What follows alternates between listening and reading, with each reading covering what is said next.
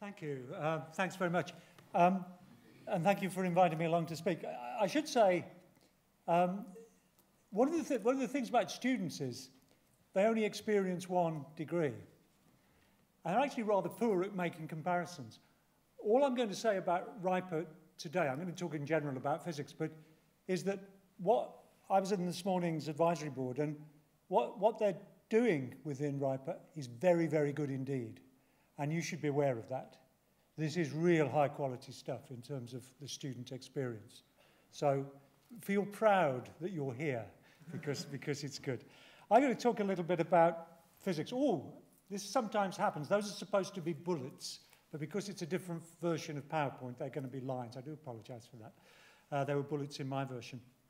And I thought I'd start with a slide, which I'm really showing for two reasons. This is about, David just said there is no physics industry.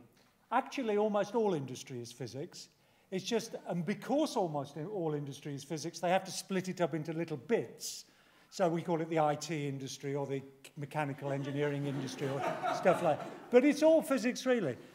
And I put this up for two reasons. One is to give you some heart, because if you read the newspapers, you think, the future, the scientific future of the country in terms of the economy is bioscience.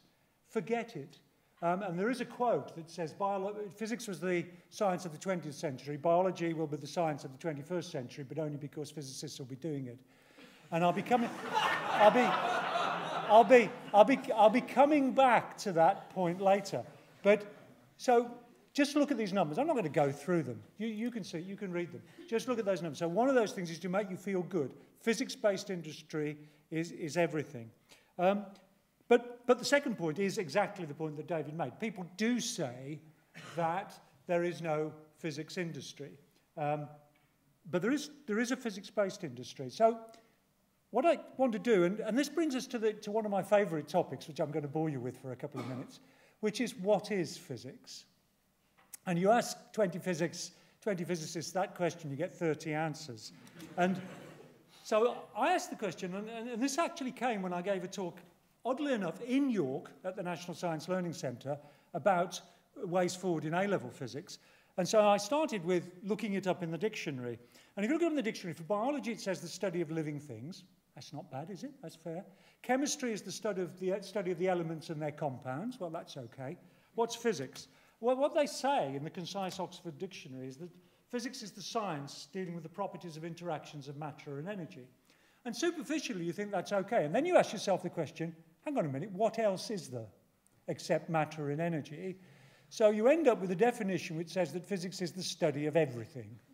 Now, that's all right, and there are plenty of physicists who go along with physics being the study of everything. But it's not very useful in terms of making distinctions between one subject and another. And so I came up with this one, which went down well in the physics community. I'm getting some formatting problems here. I didn't really write it in that way. But it's a way of thinking. It's a reductionist view of the world where phenomena can be understood in terms of a relatively more small number of physical laws and limited only by the complexity of a system or phenomena. So what do I mean by that? First of all is that physics is not defined by content. You can do physics on living things. You can do physics on the economy. You can do physics on ecological systems. You can do physics on almost anything because it's a way of thinking.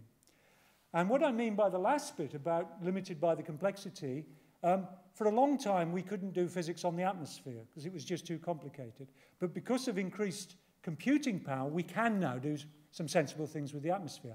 We can't yet do Shakespeare, right? Because it's a bit too complex. So there are limits to the subject, but the limits to the subject are not defined in terms of content, they are defined in terms of ways of thinking. And I think, somewhat controversially perhaps, that that's what distinguishes a physicist from an engineer. And now there is a continuum in the way of thinking, but I think that this way of thinking is quintessentially a physicist's way of thinking, and that's what makes you a marketable commodity and different from engineers. Are there any engineers in, by the way, before I start being rude? Lovely people, engineers. Really, really brilliant people. No, actually, it's complementary. I mean, and if you've got many engineering companies employ a lot of engineers, but several physicists as well, because of the added value. You can also look at the Quality Assurance Agency, which is sort of associated with HEFKI, and there's a benchmark for physics. So this tells you in this document, you can look it up on the QAA website, what are the qualities that you should have for those people doing a physics degree. And many of these, of course, are very subject-specific, but they're also, and this is the key point, again, I'm not going to go through them, they're also very, very much valued by a whole range of employers. And a little later on, I'm going to show you the sorts of jobs that physicists go into. But it's clear that these qualities, this mixture of mathematical skills, logical thinking, problem solving, is entirely valued not just by technical companies, but by a whole range of employers, some of whom you've seen outside today. So it's not the case that physicists only go into technical subjects, and in fact, the people here would like more of them to go into technical subjects, but I personally think it's quite good if, for example, scientists, physicists go into the civil service, because that way of thinking, the logical way of thinking, can bring a lot to those sort of occupations. I thought I'd bring this is one of my favourite slides, so it has no real relevance to today, but it's because it's one of my favourite slides I thought I would show it to you. And what it is, it's the destinations of people who went to university who did A-level physics in 2011. So it's the people who got A-level physics, what did they go to do? And the numbers are all percentages, and there are different numbers for male and female students. And this is a fascinating slide. You could stare at this for hours and really learn new things. In fact, we've got the full list. I can tell you where every single student with A-level physics went into. You see, Tom's getting interested in it already. He sees loads of... The maths is wrong. What do you mean the maths is wrong? No, it's not going 100%. The list goes on for another 6-10 pages. But there are these gender differences. So that was one reason for pointing this out. Another thing which this doesn't say, but which is true from the same data, is that essentially every single person that does A-level physics goes to university. David and I were discussing this over lunch. In fact, this is a real problem if you want to widen participation in universities, because everybody that does A-level physics is already going to university. And almost all of them do something which uses their physics. And the reason I brought this slide in today is because I wanted to make the point that no one chooses physics by accident. No one in schools ever says, oh, I don't know which A-levels to choose, I'll choose physics and maths. Nobody ever says that. They say, oh, I don't know what to do, I'll do psychology and English. That's what the sort of thing they say. And are there any I must stop it. And I think that's really important, because in fact, when we look at why people choose physics in schools, which is very important because not enough do, the material gain, the idea of knowing where you want to go, is very high in the list of the reasons why people choose physics. And I think that has a knock-on effect for what happens with physics graduates. Just a couple of stats here. These are the A-level stats. With the introduction of GCSEs at the end of the 1980s, there was a catastrophic fall in the number of people doing A-levels, which has started to turn around. It's actually gone up again for the last few years as well. But actually, the numbers going to university to do physics has massively increased. And over the last, 6 years or so, it's gone up by 50%. 50% increase in the number of people going to university to do physics. Largely, I suspect, due to Brian Cox and Jim Al-Khalili. So that's an interesting point in itself, isn't it? Lots of tangents here, I'm afraid. But so what does Brian Cox and Jim Al-Khalili do? What do? They increase the numbers of people going to do physics, but they don't increase the numbers of people doing A-level. That's an interesting observation in itself, I think. Anyway, those are the numbers. So physics is very healthy, loads of people doing it, but what happens to them? Okay, there's the distribution of degree classes. Rather interesting. There's a couple of reasons for this slide, apart from general interest. One is just to show you and remind you that there are 2 physics degrees. There's the 3-year bachelor's and the 4-year integrated master's. And usually you have to go through a barrier, you know, at the end of your 2nd year to get onto the 4 year. So not unnaturally, as you'll see, there's a bias towards the higher degree classifications for the people doing masters. So that's fine, you'd expect that. The other thing I wanted to point out, which is not easy, you can't see from this graph, but is very important, is that fewer women choose to do the 4-year degree. And I think that's a really interesting point. It's nationally the case. I don't know whether it's true in York, Sheffield, but it's nationally the case. And it's telling us something about the nature of the choices that women make relative to men. And it's probably something that WRIPA ought to think about in its work and keep an eye on gender differences. But you can see most of the people who do the integrated master get first to 2-1s, unsurprisingly, and the bachelor's has a more even distribution. And I want to tell you about what happens after you graduate, what happens when physicists graduate. And a few years ago, I initiated at the Institute a longitudinal survey. So what did we do? We signed up as many students in the final year of their courses as we could, and we tracked as many as we could over a 5-year period. Now, unsurprisingly, we didn't get 100%, but we did get a statistically significantly large number that we can believe the results. And crucially, the return data, the data we had, when we compared them for percentages of women, percentage of people with ethnic minorities, whatever, we got roughly the right numbers. We got the right numbers. So you can have some confidence that the data I'm about to show you is genuinely representative. So we got about 40% of the cohort. I mean, it was a large number. So these are students from BSc degrees, so not MPhys, and it shows their destinations in terms of employment, further study, and so on. And you see nearly half, well, 44% go straight into employment. Quite a few go on to do masters and PhD, about, 30% or so. Some do teaching, and there's a few comparisons on gender issues there. In fact, the largest group of physicists who go into teaching are BSc women. I do want to say one thing about teaching. I think we should stop thinking as physics teachers as teachers who happen to be teaching physics, and we should start thinking of them as physicists who happen to be teaching. And Sarah and I were talking about this, were we not, just a few moments ago. I would like us to start thinking of teaching as a business, that when we talk about employer engagement, we include the teaching profession as part of that. It's just something for WRIPA to think about, I feel. When we look at the MPhys, MSci, you do get a very strong picture, and what you see is that the vast majority of them go into further study, either PhD or masters. In fact, I think it's probably true that for physics students, a higher proportion of them go on to further study than just about any other subject. And that's a really important point, which I'm going to come back to in a moment when I start to talk about salaries and jobs. So when we talk about graduate employment, we do have to bear in mind that for the majority of physicists, graduate employment means after either a master's or a PhD.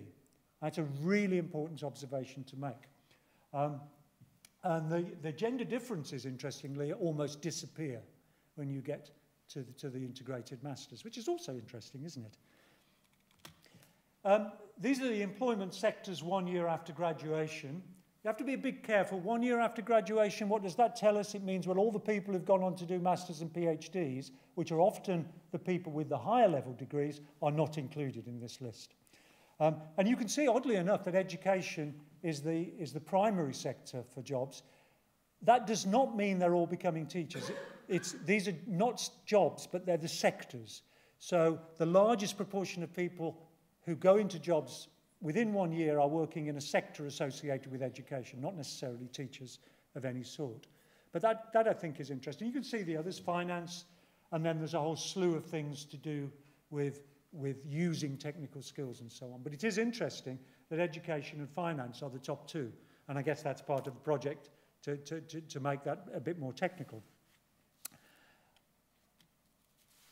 I thought that it would be useful for you to see, since so many graduates go into PhDs, I mean, really, you know, almost half the people in the end probably do a PhD.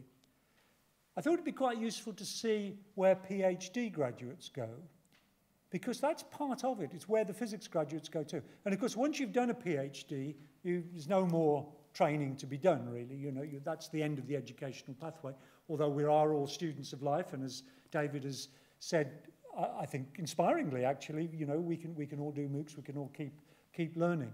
But if we look at this, you really do see that the physicists are doing a lot of technical jobs, in fact, at this level. So 35.2%, that's scientific research and development. That's by far the largest chunk of employment. You've got engineering in there, you've got armed forces, and so on, engineering professionals, health professionals often associated with medical physics, and so on. So I think this is, when I saw these data, I was really impressed by it, I have to say. I think this is really, really good. It shows the real value that physicists are offering to the economy, which we saw right at the beginning. Salaries, these are a couple of years out of date now. Some gender differences. The women with firsts are on the same salary level as the men with 2-1s. Discuss, as they say. But there were a couple of people who, within a year of graduation, were earning more than £100,000. Though I think they were living in London and working in the city, I suspect. But very healthy. This is some work we did. It's a bit long in the tooth this now, but it's one of the ways. It's one of the best ways to look at the comparability of different subjects at university. And what it shows you is the earnings premium, the relative earnings premium, actually relative to if you don't go to university, for the different subjects. So what you get, and it takes into account everything. It takes into account the fact that while you're doing a degree, you're not getting a salary. So it takes that into account, and takes into account everything like that. And what you find is once you've knocked out medicine and law, engineering and physics are the next best degrees to have in terms of your salary over your life. And it also shows that other degrees, history, for example, there aren't any history, history, for example, it's almost not worth going to university if all you care about is the financial side of things. That, of course, is not the only reason you should go to university, and I'm not pretending that it is. But it does show you just how good it is to do a physics degree. And actually, one of the reasons that we know that physicists are useful to the economy is because they're paid more, and because they go through the system and earn more. And that's a good proxy for how useful are physicists to the economy. That's more or less just saying stuff that I've already said. Unemployment rates, that should say, because of the formatting problem, that should say unemployment, not employment rates. So the top curve is the rates for all graduates, and of course, towards the end of the 2000s, there was a minor skirmish with the banks, which caused us all to get on our knees and pray to them. And you can see that that led to a lot of graduate unemployment. It didn't seem to affect the physicists very much. But the other point I want to make about this is 1 year after graduation. Because we were tracking people over a period of time, 3 years after graduation, unemployment had dropped to 0 amongst the people who were responding to us. And I think that's a good sign, because the problem with, well, I'll come back to that later, but I think that's a good sign. Statistical caution, I'm nearly finished. Statistical caution. When you're looking at statistics about jobs, there are 3 things here. The first thing is, when someone talks about employment data, the first question you always ask it, are these based on the 6-month employment data? And if the answer is yes, you walk away from them, because they're useless. And they're useless for a number of reasons. One is, quite simply, that so many of our best graduates pursue further study, so they're excluded completely from the 6-month data. So you're comparing people with firsts in history and the art subjects with people 2s and 3s often in physics. and there's nothing wrong with 2 2s and 3rds. I mean, that's fine, but it's not a fair comparison. So it has that effect. But it also, there are many, many graduates, sometimes physicists are a bit slack about these things, who don't make their mind up. So they get summer jobs or they get temporary jobs while they sort themselves out. Then after 2 or 3 years, then it's all very different. So we were talking this morning about people who might have a job with stacking shelves somewhere. That's not their graduate job. That's something they're doing to keep ends together while they think about what to do. So I mentioned the second point, and one of the other proxies for why physicists are in great demand, and I hope you're feeling buoyed up now about being physicists, one of the great other proxies is there's a massive teacher shortage in physics. And one of the reasons for that is that physicists are in high demand and can achieve relatively high salaries. So if you're a history graduate, teaching is actually a high-paid profession. If you're a physics graduate, teaching is not such a high-paid profession. So the fact that we have a massive teacher shortage, which is ongoing, is a terrible thing, actually. But what it does tell you is that the message is good for physics, that the message is good for physicists, and you've all got the rosiest future you could ever imagine. So thank you very much for putting up with me. Thank you. Oh, no. Complete remarks. Sorry. I'll get another round of applause. The physics brand is actually very strong out there. The physics of all subjects is one of the strongest brands out there. And the students that choose physics are very robust. The bottleneck to doing physics is the A-levels. We have to get more people to do A-levels if we want to get more people to physics. You as physics graduates eventually can do your bit with that. You can go back down and help. And then just the final thing I did say, so it was hardly worth me stopping. Thank you very much. I have finished now, I promise. Questions, comments, disagreements. Thank you.